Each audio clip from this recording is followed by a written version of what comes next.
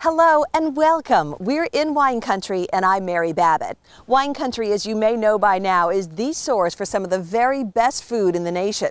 Well, there's a place on the Northern California coast called Hog Island that's earned a reputation not for its pork, but for its oysters. We're taking an adventure in wine country to see firsthand how oysters are raised and harvested. So what's the gear like? Well, the gear are hip boots like mine. I'm gonna loan you a brand new pair of some.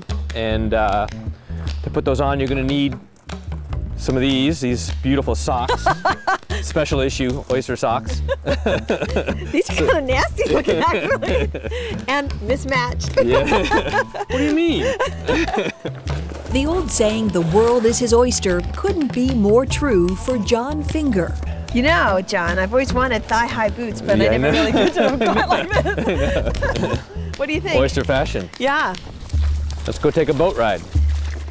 And now I see the point of the boots. Yes.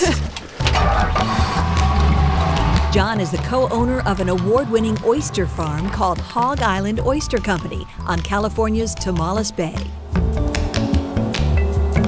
This is where we're going to be harvesting from today. Okay, so we're about to harvest some kumamotos for the weekend. That's one of the Japanese varieties that we grow. So they're on bottom lines down here, tied to a rope. You just feel down here. Here's one here. So you want to take that and just swish it around a little bit. You want to get a little bit of mud out of it, right? Okay.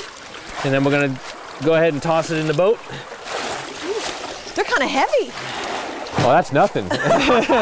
John grows 3 kinds of oysters in bags anchored to the bay floor. It's a natural marine environment perfect for shellfish. Okay.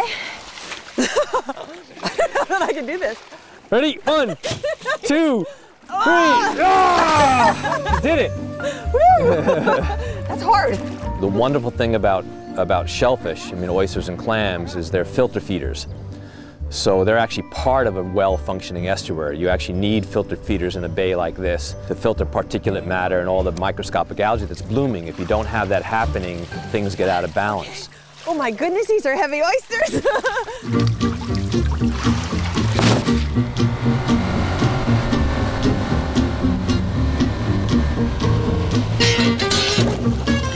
You ready? Okay, yeah.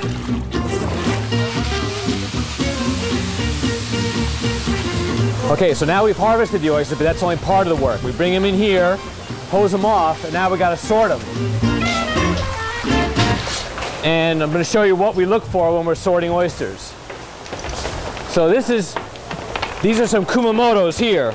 So we try to get them as clean as possible because it's easier to see. And the kumamotos are pretty easy to sort because you're primarily looking for size. Okay. You don't have to worry too much about shapeliness. So here you're going to be looking for size primarily, and then also any damaged, chipped edges or any dead oysters. How can you tell a dead one? Well, a dead one is open, this, see? Yeah, or just a shell like that, just a half a shell. Okay. There'll be some that have died along the way. Okay. And every once in a while we find the rogue Pacific oyster. You can see the difference in growth, okay? Look These are at the that. same age oyster because these got in here at the same time as these. So these are about 2 years old, and this is a pretty slow growing Pacific even, but even at 2 years old you can see it's many times the size of this oyster. So why don't we do this? Why don't we switch sides? All right. You concentrate on the dead ones. Okay. Getting them down there. All right. And the big rogue Pacifics. Rogue down there. Okay, and I'm gonna concentrate on getting the ones that are sized up enough here. We've got a hefty haul of oysters today, Wow, we got a live one. plus one startled little crab. As for all the oysters that didn't make the cut, they go back into the bay to give them more time to grow. Ah, John, cheers.